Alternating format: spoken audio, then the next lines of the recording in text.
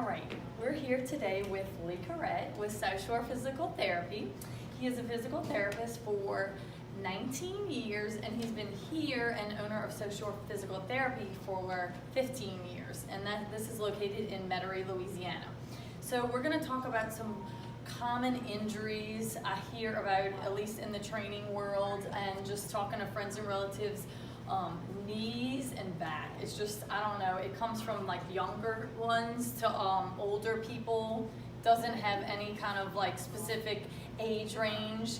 It, like I said, it starts younger and younger nowadays, now that more and more people are getting involved in sports. So he's going to talk to us about these two common areas that a lot of people experience pain in. So first we're going to discuss the lower back. So what do you think, what do you see most activities that cause that lower back pain? Is it sports related? Is it more daily activities that you see in most patients? On a physical therapy level, like the patients that we see here, most of the patients are arthritic. And so like in the spine, arthritis is known as spondylosis. Okay. And so it's the deterioration of the little joints or the facet joints on both sides of the spine, all the way from the neck all the way down to the low back.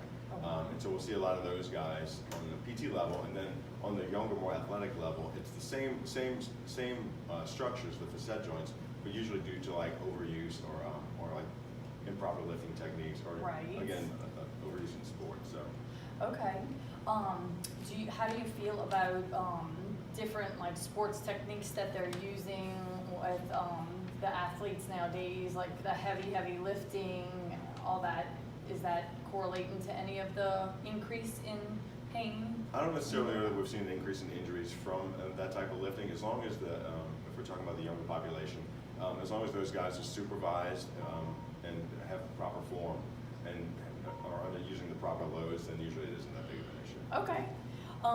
What are some lower back stretches that you can, you show your patients that they can do daily to help prevent injuries, like before maybe the activity that they're doing, if they go to the gym, or can you show us some of those, Lee? Well, just in general, like an active warm-up, like jogging, kind of help get the joints moving in the low back. Right. Some specific stretches that we like to do, and especially like with my daughter's volleyball team, for example.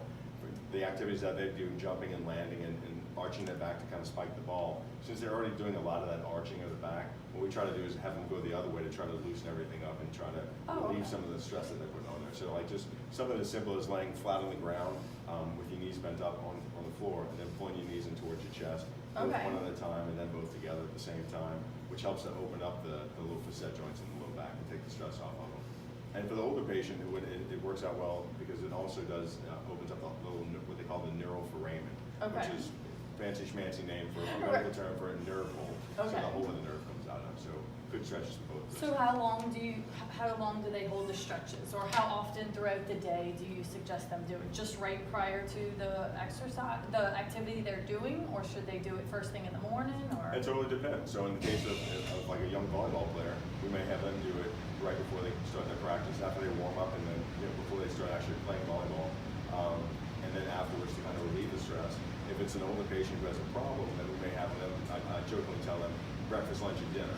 Like if it's hurting and the stretch is relieving the pain, we'll have to do it once before they even got out of bed in the morning, once around lunchtime, and then once before they go to bed at nighttime. Just to kind of keep the price up. Yeah. How long should they hold the stretches? So we have them hold the knees to chest just for a couple of seconds, like 2 Mississippis. Okay. And then, but you can hold it a little bit longer if you want to, if it's giving you some relief, but for the most part, a couple of seconds. Okay.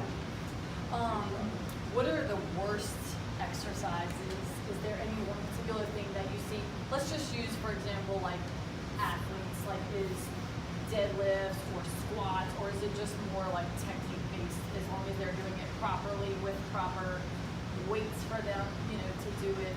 Yeah, what do you think? totally. Is there something that y'all say, no, never do those? Right. No, I think in the general population with someone who doesn't have any problems, I don't think any of that's a problem. Okay. Again, staying within their abilities in regards to how much they can safely lift, as well as keeping proper form. I think that's fine. All those exercises are fine. As people get older, what we tend to see is if they're doing that kind of stuff, and they're arching their back or overarching their back into hyperextension, going backward this way. That helps. You're just talking about stretching it, opening everything up. Right. It actually closes it all down. So if it's someone who might be over 40, not that that's old, but they need to take into consideration that, their aging spine and take some precautions so that they don't, overexert themselves or aggravate their structure. So what are some common daily things maybe that people can do to avoid, I know we typically say like bend with the knees. Is there any other things that you suggest like to watch for, even daily things that you might do in your house, not even a particular like exercise? For the most part, I think just staying active and getting exercise every day is good because it helps, and any movement helps to lubricate the joints. Right. And although not necessarily everybody thinks that their back is a joint, but they do have those little joints back up there that need the movement to stay healthy. Right. And then there's the old standby, using proper lifting techniques where you're bending with your knees because your quads and your glutes are much stronger than your low back muscles. Right. So it's easier and safer to pick something up using your legs as opposed to bending forward and picking something up. Okay. And also like just little tips like if you're going to carry something that's heavy, like a small child in the carrier, right?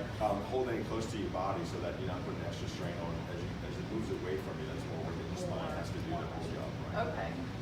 But the other key is ab strength. You want to get your abs nice and strong. Strong abs. Yeah, absolutely.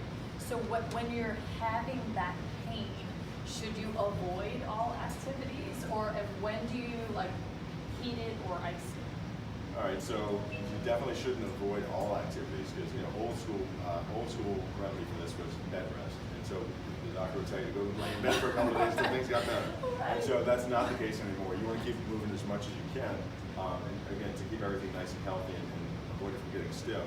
But in regards to the ice or the heat, it's always in the first 24 to 48 hours you always use ice because if there's any swelling into the tissue from a damaged tissue, that could cause the heat would cause it to swell more. Okay. So you want to kind of limit that. So by putting ice on it, it'll limit the amount of swelling and inflammation, and it'll also help to numb the pain within some areas. It's called the ice roll. Okay. Beyond 24 to 48 hours, it's whatever makes you feel better. Okay. So it truly doesn't matter. All right. Well, thank you so much, Couret. I think we got some good tips on the lower back.